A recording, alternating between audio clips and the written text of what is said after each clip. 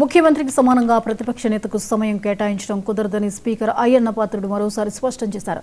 నిబంధనల ప్రకారం సభలో అవసరమైనంత సంఖ్యాబలం లేనప్పుడు ప్రతిపక్ష హోదా ఇవ్వడం సాధ్యపడదని, అది పూర్తిగా స్పీకర్ విచక్షణ పరిధిలోని అంశమని అన్నారు.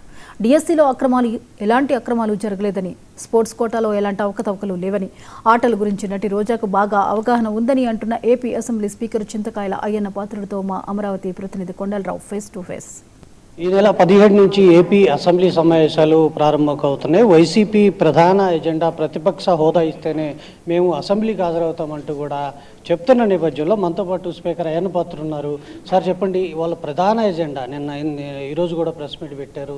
జగన్మోహన్ రెడ్డి ఆ అసెంబ్లీ ఎమ్మెల్యేలతో కావచ్చు, ఎమ్మెల్సీతో సమావేశమయ్యారు. ప్రధాన ఎజెండా మాకు ప్రతిపక్ష హోదా ఇస్తేనే మేము అసెంబ్లీకి వస్తామంటున్నారు. ఎలా చూడొచ్చు? ఇదేంటి నాకు అర్థం కాదు. చిన్నపిల్లడు చాక్లెట్ అమ్మ కావాలన్నట్టు ఉంది. అరే నేను ఇవ్వడానికి వీల్లేదయ్యా ప్రతిపక్ష హోదా, నీకు నెంబరింగ్ లేదు, నా చేతుల్లో లేదు అని చెప్తుంటే ఇస్తే కానీ రాము నా చేతుల్లో లేని ఎలాగిస్తాను నేను? చాలాసార్లు సందర్భం చెప్పాను, ప్రెస్ మీట్లో చెప్పాను, అసెంబ్లీలో చెప్పాం.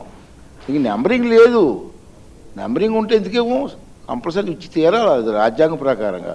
నీకు నెంబరింగ్ లేకుండా చిన్నపిల్లలాగా ఆ చాక్లెట్ ఇస్తూ వస్తాను లేకపోతే పద్ధతి కాదు కదా. పోనీ జగన్మోహన్ రెడ్డికి తిరిగిపోవచ్చు రాజకీయాల గురించి. బొత్స సత్యనారాయణ గారు చాలామంది పెద్ద పెద్ద నాయకులు ఉన్నారు పార్టీలో. అక్కడ శ్రీకాకుళంలో ధర్మాన ప్రసాద్ ఇదంతా చాలా సీనియర్స్ ఉన్నారు. వాళ్ళని అడిగి తెలుసుకోవాలి కదా. ఎంతసేపు బురదజల్లం ప్రయత్నం చేయకూడదు కదా. రాజ్యాంగంలో ఏముందో అది చేయగలను నేను. రాజ్యాంగంలో లేనిది స్పీకర్ మనం చేయగలనా? చేయలేడు. ప్రధానంగా ప్రజా సమస్యల మీద మేము పోరాటం చేస్తాము. ఏదైతే ప్రతిపక్షానికి ఎంత ఇవ్వాలో అంత టైం ఇవ్వట్లేదు, అధికార పక్షంకి ఎంత టైం ఉంటుందో ప్రతిపక్షానికి కూడా అంతే టైం ఇవ్వాలనేది ఒక డిమాండ్ చేస్తున్నారు. ప్రతిపక్ష హోదానికి లేని ప్రతిపక్షాన్ని ఎలాగంటావు నువ్వు? మాట అనడమే తప్పు. ప్రతిపక్ష హోదా అంటే ప్రతిపక్షాన్ని వచ్చేది. నీకు ప్రతిపక్ష హోదా లేనప్పుడు ప్రతిపక్షం అనకూడదు, ఆ మాట అనకూడదు. మాట అనడమే తప్పు. రా, నీకు సమస్యలు యాజ్ ఏ ఎమ్మెల్యేగా కూడా మాట్లాడు, అసెంబ్లీలో రా, వచ్చి ప్రజాసభలో మాట్లాడు. ఆ మంత్రి చేత లేచి సమాధానం చెప్తాను నేను. అంతేకాని నువ్వు అసెంబ్లీకి రాకుండా నేను బయట రోడ్డు మీద మాట్లాడుతుంటాను, దాని సమాధానం చెప్పమని ఎందుకు చెప్పాలి? పద్ధతి అది? మంత్రి గారు రోడ్డు మీద సమాధానం చెప్తారా? పద్ధతి కాదు కదా. ఏదో బురద చల్లాలని ప్రజలు తప్పుదోవ పట్టించాలని ట్రై చేస్తున్నారు తప్పించి పద్ధతి కాదు. ఇప్పుడు కానీ తెలుసుకోండి. మీకు అంత బుర్ర లేకపోతే, ఆలోచించే శక్తి లేకపోతే మీ పెద్దలు ఉన్నారు చాలామంది, వాళ్ళందరినీ అడిగి తెలుసుకోండి. లేదా రాజ్యాంగ నిపుణులు ఉన్నారు, వాళ్ళు పిలిపించి మాట్లాడుకోండి. ఏంటి అలా జరుగుతుంది, ఏం చేయమంటారని. అది చేయి ఇది చేయి ఎంతసేపు బురద చల్లాలని ప్రయత్నం చేయడం తప్పు. ఇప్పుడు కానీ తెలుసుకోమని చెప్పి జగన్మోహన్ రెడ్డి గారికి నేను మనం చేస్తున్నాను. ప్రధానంగా ఏదైతే అసెంబ్లీ జరుగుతున్న టైంలో అక్కడ ప్రెస్ మీట్ పెట్టి, అంటే అసెంబ్లీలో ఏం జరుగుతుంది అనేది గమనించి అక్కడ ప్రెస్ మీట్ పెడుతున్నారు. ప్రెస్ మీట్ పెట్టి కూడా ప్రజల గురించి, అంటే ప్రజలు ప్రభుత్వాన్ని ఇబ్బంది పెడుతుంది, ప్రభుత్వాన్ని ఏమీ ప్రజలకి చేయట్లేదు అనేది ఒక ప్రధాన వాదన గురించి. ఓకే అమ్మా, ప్రతిపక్ష నాయకుడిగా ప్రజలకు అన్యాయం జరుగుతుంది ప్రభుత్వం ద్వారా అంటున్నాడు కదా. అనేది ఏదో అసెంబ్లీ కూర్చోను, అసెంబ్లీలో నిలది. నీకు ఒక వేదిక ఉందయ్యా, నీకు ఎమ్మెల్యేలకు ఒక వేదిక ఉంది. ఆ వేదిక మీద నిలబడి మాట్లాడబోయ్యా అంటే నువ్వు వేదిక ఎక్కడంటే నేనేం చేస్తాను? బలవంతంగా తీసుకెళ్ళి ఎక్కించగలను నేను? నీ సమస్యలు ఉంటాయి అన్నావు, ఆ సమస్యలు వేదిక మీద మాట్లాడు. అక్కడ ఎమ్మెల్యే మంత్రులు సమాధానం చెప్తారు. నువ్వు అసెంబ్లీకి రాకుండా ఆ సమస్యలు ఎవరు తెలుస్తాయి?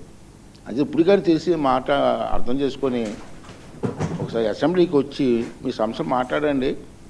అప్పుడు మంత్రులు, సీఎం గారు దాని సమాధానం ఏం చెప్తారో వినండి. అది నా కోరిక. ప్రతి అసెంబ్లీకి కూడా ఒక ప్రధాన ఎజెండా తీసుకొని వస్తున్నారు. పోయినసారి శాసనమండలి సభలో కూడా జరగనీయకుండా, ఈసారి డిఎస్సితో శాసనమండలి సభ మొత్తం గందరగోళం చేసే పరిస్థితిలో వైసీపీ ప్రవర్తిస్తుంది. ఎలా చూడొచ్చు? ప్రతిదానికి భయపడిపోతారండి. డిఎస్సి అని మాట మీరు ఎత్తారు కదా, చెప్తున్నాను.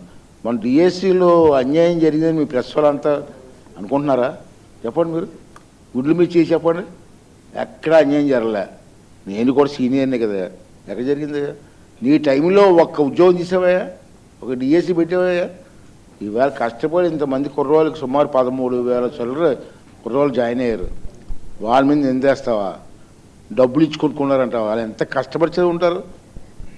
రాత్రి పోవాలి ఎంత కష్టపడి చదివి ఉంటారా? అటువంటి నిందేస్తావా? రాజకీయం చేస్తావా? నువ్వెందుకు పెట్టలేకపో? డిఎస్సి ఒక పోస్ట్ తీసావా? తప్పు కదా ఇవన్నీ, తప్పుడు రాజకీయాలు కదా. మళ్ళీ జనాలను ఏమో మళ్ళీ అన్యాయం చేశారు. ఇటువంటి రాజకీయాలు చేయకూడదు. ఉంటాయి పార్టీలు ఉంటాయి, ఎవరి పార్టీ వాళ్ళది, ఎవరి సిద్ధాంతం వాళ్ళది. రాష్ట్ర అభివృద్ధిని, పిల్లల తాలూ భవిష్యత్తుని రాజకీయాల కోసం తాకట్టు పెట్టడం మంచిది కాదు. అటువంటి వాళ్ళకి ఈ భూమి మీద పుట్టగతులు లేకుండా పోతారండి అన్యాయం చేస్తే. అన్యాయం చేయొద్దు, అపకారం చేయకపోతే పోయి అన్యాయం చేయాలా. పిల్లలు 13,000 మంది చిల్లర పిల్లలు జాయిన్ అయ్యారు. వాళ్ళు కోర్టుకి వెళ్తాను, సిఐడి ఎంక్వైరీ చేయండి, వాళ్ళు బ్రతుకులు ఏమైపోతాయా? ఎక్కడ అన్యాయం చేశాను నేను సీనియర్, నేను చూశాను, ఎక్కడ అన్యాయం జరగలే.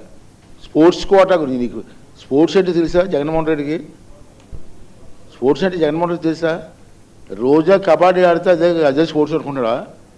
స్పోర్ట్స్ ఏంటి, దాని కోటా ఎందుకు పెట్టారు? స్పోర్ట్స్ కోటా అని పేరు ఎందుకు వచ్చింది? పూర్వం పెద్దలు స్పోర్ట్స్ కోటా ఎందుకు పెట్టారు అంటే స్పోర్ట్స్లో కూడా టాలెంట్ ఉన్న వాళ్ళకి ఆధారం చూపించాలా, టాలెంట్ని ఎంకరేజ్ చేయాలని ఉద్దేశంతో వాళ్ళు చేశారు.